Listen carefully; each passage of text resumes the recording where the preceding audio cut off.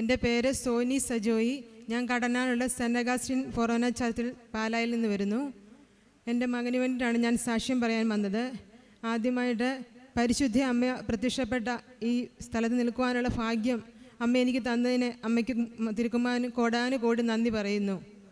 എൻ്റെ മകൻ സെപ്റ്റംബർ 6-ാം തീയതി അവൻ ബാത്റൂമിൽ പോയപ്പോൾ അവൻ്റെ മലത്തിൽ കൂടെ രക്തം പോയിരുന്നു. അപ്പോൾ അന്ന് ഞങ്ങൾ കണ്ടില്ല. അതിൻ്റെ സ്മെല്ല് വന്നപ്പോൾ എനിക്കത് ഫീലായി, ദൈവമേ രക്തമാണോ പോയത്. അപ്പം പക്ഷേ അവന് പ്രത്യേക അസ്വസ്ഥതകളൊന്നും അനുഭവപ്പെട്ടില്ല. അന്ന് ഞങ്ങളത് കാര്യമായിട്ട് എടുത്തില്ല. നെക്സ്റ്റ് ഡേയിലും അത് തന്നെ ബ്ലാക്ക് കളറിലെ സ്റ്റൂൾ പാസ് ചെയ്യാൻ തുടങ്ങി. അപ്പോൾ അങ്ങനെ ഇരുന്നപ്പോൾ ഞാൻ പറഞ്ഞ കൊച്ചിന് ഭയങ്കരമായ ക്ഷീണവും വയ്യാഴികയൊക്കെ ആയി. അവൻ അൾത്താരി ശുശ്രൂഷയ്ക്കായിട്ട് കയറുന്നതാണ്. അപ്പോൾ അവൻ ഒട്ടും അമ്മ എനിക്കൊട്ടും നിൽക്കാൻ പറ്റുന്നില്ല, മുട്ടിന് ഭയങ്കര വേദന, ഭയങ്കരമായ ബുദ്ധിമുട്ടുകളെ പാൽപിറ്റേഷനൊക്കെ പറയുന്നുണ്ട്. അപ്പോൾ എനിക്കൊരു പേടി, ദൈവമേ ഇനിയിപ്പോൾ രക്തമാണോ പോയത്, ഹീമോഗ്ലോബിൻ കൊച്ചിൻ്റെ കുറഞ്ഞതാണോ, അന്ന് ഡോക്ടറിനെ ഒന്ന് കൊണ്ട് കാണിച്ചേക്കാം എന്ന് ഓർത്ത് അടുത്തുള്ള PHC ചെന്നു. അപ്പോൾ അവിടെ ചെന്നപ്പോൾ ഡോക്ടർ പറഞ്ഞു കൊച്ചിന് ECGയും ഇവൻ്റെ രക്തം എല്ലാം പരിശോധിച്ച് നോക്കാം, ഒരാഴ്ച കഴിഞ്ഞ് അതിൻ്റെ റിപ്പോർട്ടുമായിട്ട് വരാൻ പറഞ്ഞു. പക്ഷേ എനിക്ക് അത്രയും വെയിറ്റ് ചെയ്യാൻ തോന്നിയില്ല. കാരണം കൊച്ചിന് തലകറക്കമൊക്കെ പറയുന്നുണ്ട്. ഞാൻ ഉടനെ തന്നെ പോയി ബ്ലഡ് എല്ലാം ചെക്ക് ചെയ്തപ്പോൾ അവൻ്റെ ഹീമോഗ്ലോബിൻ 6.5, മെയിലിന് സാധാരണ 13.5 വേണ്ടതാണ്. അപ്പോൾ അത്രയും കുറവായിരുന്നു കുഞ്ഞിന്. ഞാൻ ഓടി ഡോക്ടറെ അടുത്ത് ചെന്ന്, ഡോക്ടറെ എൻ്റെ കുഞ്ഞിന് 6.5 ഉള്ളൂ ഹീമോഗ്ലോബിൻ. അപ്പോൾ ഡോക്ടർ പറഞ്ഞു നിങ്ങളൊരു കാര്യം ചെയ്യേ, ഏതെങ്കിലും ഒരു ഗ്യാസ്ട്രോ എൻട്രോളജിസ്റ്റിനെ പോയി കാണ്, അപ്പോൾ കുഞ്ഞിൻ്റെ രോഗം എന്താണെന്ന് അവിടെ ചെന്ന് നമുക്ക് അറിയാൻ പറ്റും, കുഞ്ഞിന് രക്തം അത്യാവശ്യമായിട്ട് കൊടുക്കണമെന്ന് പറഞ്ഞു. അങ്ങനെ ഞങ്ങൾ ഉടനെ തന്നെ പല ഹോസ്പിറ്റലുകളിലും പോയി. തൊടുപുഴയിലുള്ള സെൻറ്റ് മേരീസ് ഹോസ്പിറ്റലിൽ ചെന്നു. അവിടുത്തെ ഗ്യാസ്ട്രോ എൻട്രോളജിസ്റ്റ് ഡോക്ടർ ജോഷിയെ കാണിച്ചു. അവരും എല്ലാ ടെസ്റ്റും ചെയ്തു. അപ്പോൾ അവിടെ ഹീമോഗ്ലോബിൻ 6.6. അങ്ങനെ അവന് ആദ്യം ഒരു യൂണിറ്റ് ബ്ലഡ് കൊടുത്തു. അവൻ്റെ ഹീമോഗ്ലോബിൻ 7.2. അപ്പോൾ സാധാരണ രക്തം കൊടുത്തു കഴിഞ്ഞാൽ അറ്റ്ലീസ്റ്റ് ഒരു 9.5 വരും. ഇവൻ എന്ത് ചെയ്താൽ കൂടുന്നില്ല. അങ്ങനെ 3 യൂണിറ്റ് ബ്ലഡ് കൊടുത്തു. കൊച്ചിന് അൾട്രാസൗണ്ട്, CT, അബ്ഡോമൻ, അങ്ങനെ കൊളോണോസ്കോപ്പി, എൻഡോസ്കോപ്പി എല്ലാം ചെയ്തിട്ടും കൊച്ചിന് എവിടെ നിന്നാണ് ഈ ബ്ലീഡിങ് ഉണ്ടാകുന്നത് അവർക്ക് ആർക്കും കണ്ടുപിടിക്കാൻ സാധിക്കുന്നില്ല. അപ്പോൾ ഡോക്ടർ പറഞ്ഞു ഒരു കാര്യം ചെയ്യാം, ഇവനൊരു മെക്കൽ സ്കാൻ ഉണ്ട്, അത് പോയി നമുക്ക് ആരിത്താസിൽ പോയി ചെയ്ത് നോക്കാം, ചിലപ്പോൾ ഈ ഏജിലുള്ള പിള്ളേർക്കുണ്ടാകുന്ന രോഗമാണ്, അപ്പോൾ അതൊന്ന് കൊണ്ട് ചെന്ന് ചെക്ക് ചെയ്യാൻ പറഞ്ഞു. അങ്ങനെ ഞാൻ കാരിത്താസിൽ ചെന്നു. അവിടെ ചെന്ന് കഴിഞ്ഞപ്പോൾ അവരെ ടെസ്റ്റ് ചെയ്തപ്പം ഒരു 3/4 മണിക്കൂറോളം എടുത്തു. അപ്പോൾ അവന് കൊച്ചിന് മെക്കൽസ് ഒന്നുമല്ല, ഒരു കുഴപ്പവും ഇല്ല എന്ന് പറഞ്ഞു. അപ്പോൾ ഞാൻ ഡോക്ടറെ വിളിച്ച്, ഡോക്ടറെ ഇവർ പറയുന്നത് മെക്കൽസ് അല്ല, ഒരു കുഴപ്പവും ഇല്ല എന്ന് പറയുന്നു. അപ്പോൾ ഡോക്ടർ ഒരു കാര്യം ചെയ്യും, നിങ്ങൾ എത്രയും പെട്ടെന്ന് ലിസി ഹോസ്പിറ്റലിൽ പോകാൻ പറഞ്ഞു. അങ്ങനെ മോനെയും കൊണ്ട് ലിസി ഹോസ്പിറ്റലിൽ ചെന്നു. അവിടെ ചെന്ന് കഴിഞ്ഞപ്പോൾ അവരും എല്ലാ ടെസ്റ്റുകളെല്ലാം ചെയ്ത് നോക്കി. അപ്പോൾ അവിടെ ചെല്ലുമ്പോഴെങ്കിലും കുഞ്ഞിന് രോഗം എന്താണെന്ന് കണ്ടുപിടിക്കാമെന്ന് ഓർത്തു. പക്ഷേ അവിടെയും വീണ്ടും കൊച്ചിനെ റിപ്പീറ്റ് കൊളോണോസ്കോപ്പി, എൻഡോസ്കോപ്പി എല്ലാം ചെയ്തു. അവരും പറയുന്നുണ്ട് കൊച്ചിൻ്റെ ചെറുകുടൽ 8 മീറ്റർ നീളത്തിൽ കിടക്കുന്നതാണ്, അപ്പോൾ അത് എവിടെ നിന്നാണ് കറക്റ്റ് ബ്ലീഡിങ് കണ്ടുപിടിക്കാൻ പറ്റുന്നില്ലെന്ന്. അപ്പോൾ ഈ സമയത്തെല്ലാം എൻ്റെ ഹസ്ബൻഡിൻ്റെ മമ്മി വീട്ടിൽ നിന്ന് കണ്ടിന്യൂ അച്ഛൻ്റെ പ്രസംഗങ്ങളും മാതാവിൻ്റെ പല സാക്ഷ്യങ്ങളും കേട്ടുകൊണ്ടേയിരുന്നു. അപ്പോൾ ഞാൻ എപ്പോഴും ഈ സഞ്ചാരി മാതാവെന്ന് ഞാനും എപ്പോഴും സാക്ഷ്യം കേൾക്കുമായിരുന്നു. സഞ്ചാരി മാതാവിൻ്റെ ഒരു അനുഗ്രഹം എനിക്കും വേണം, ഞാൻ ഒത്തിരി ആഗ്രഹിച്ചു. അങ്ങനെ ഞാനും പ്രാർത്ഥിച്ചു. അപ്പോൾ അതിനുശേഷം എൻ്റെ കുഞ്ഞിന് ബ്ലീഡിങ് ഇങ്ങനെ ആകുന്നുണ്ട്. ബ്ലീഡിങ് ആയിട്ട് പോകുന്നില്ല, അവൻ്റെ മലത്തിൻ്റെ കളർ എപ്പോഴും ബ്ലാക്ക് കളർ സ്റ്റൂളാണ്. അപ്പം കൊളോണോസ്കോപ്പി ചെയ്ത് പറഞ്ഞ് നല്ല ബ്ലീഡിങ് കൊച്ചിനുണ്ട് എന്ന് പറഞ്ഞു. അപ്പം ഞങ്ങൾ അങ്ങനെ അവിടെ ചെന്ന് ICUയിൽ ഇവൻ കിടക്കുമ്പോൾ ഇവൻ എന്നോട് പറഞ്ഞു. അത് കഴിഞ്ഞപ്പോൾ ഇവരെല്ലാ സ്കാനും കഴിഞ്ഞപ്പോൾ അറ്റ്ലീസ്റ്റ് ലാസ്റ്റ് ഇവർ പറഞ്ഞു ഇനി ഒരു സ്കാനൂടെ ഉണ്ട്, അപ്പോൾ ആ സ്കാനൂടെ നമുക്ക് ചെയ്ത് നോക്കാം. ആ സ്കാൻ ചെയ്തതിന് ശേഷം നമുക്ക് കറക്റ്റ് എവിടെ ആയെന്ന് പോയിന്റ് കണ്ടുപിടിക്കാൻ പറ്റും ബ്ലീഡിങ്ങിൻ്റെ എന്ന് പറഞ്ഞു. അപ്പോൾ ഞങ്ങൾ ആ സ്കാനിങ്ങിന് വേണ്ടി കൊച്ചിനെ കിടത്തി. കൊച്ചിന് കുറേ മരുന്നുകളൊക്കെ കുടിക്കണമായിരുന്നു. അപ്പോൾ അവനൊട്ടും പറ്റുന്നില്ല, അത് മുഴുവൻ അവൻ ഛർദ്ദിക്കുന്നു.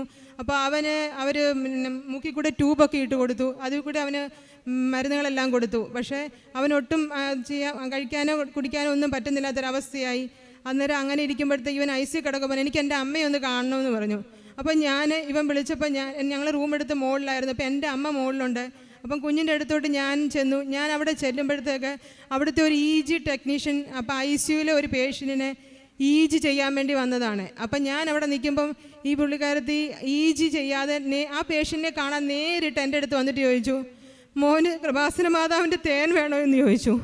അപ്പോൾ ഞാൻ പറഞ്ഞു എൻ്റെ അമ്മ ഇവിടെ സഞ്ചാരി മാതാവ് ഇവിടെ വന്നിട്ടുണ്ട്, എനിക്ക് പൂർണ്ണ വിശ്വാസമായി, എൻ്റെ കുഞ്ഞിന് പൂർണ്ണ സൗഖ്യം കിട്ടി. കാരണം എൻ്റെ മമ്മി ഇവിടുന്ന് കണ്ടിന്യൂ ഒരു ആഹാരം പോലും ഉണ്ടാക്കാതെ മമ്മി കണ്ടിന്യൂ കുഞ്ഞിന് വേണ്ടി പ്രാർത്ഥിച്ചുകൊണ്ടിരിക്കുക.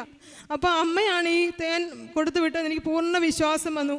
അതേ സെയിം ടൈമിൽ തന്നെ എൻ്റെ അമ്മ മുകളിൽ ഇരിക്കുമ്പോൾ അവിടുത്തെ ആ വാർഡിലെ ഹെഡ് നേഴ്സ് അമ്മയോട് വന്ന് പറഞ്ഞു, ആൻറ്റി ഈ കൃപാസന പത്രം കൊടുത്തിട്ട് പറഞ്ഞു, ആൻറ്റി ഈ പത്രം കണ്ടിന്യൂ വായിച്ചുകൊണ്ടിരിക്കുക, എന്നിട്ട് പ്രാർത്ഥിച്ചാൽ മതി, കുഞ്ഞിൻ്റെ രോഗം എന്താണെന്ന് കണ്ടുപിടിക്കാൻ പറ്റും ആൻറ്റി എന്ന് പറഞ്ഞു. അപ്പോൾ അങ്ങനെ രണ്ടുപേരും ഒരേ സമയത്താണ് ഈ രണ്ട് കാര്യങ്ങളും, ഈ തേൻ കിട്ടിയതും അത് കൊടുപ്പിന് ആക്ച്വലി തേൻ കൊടുക്കാൻ പറ്റത്തില്ല, ഇവന് NPO ആണ്, ഒന്നും കഴിക്കാൻ പറ്റില്ല.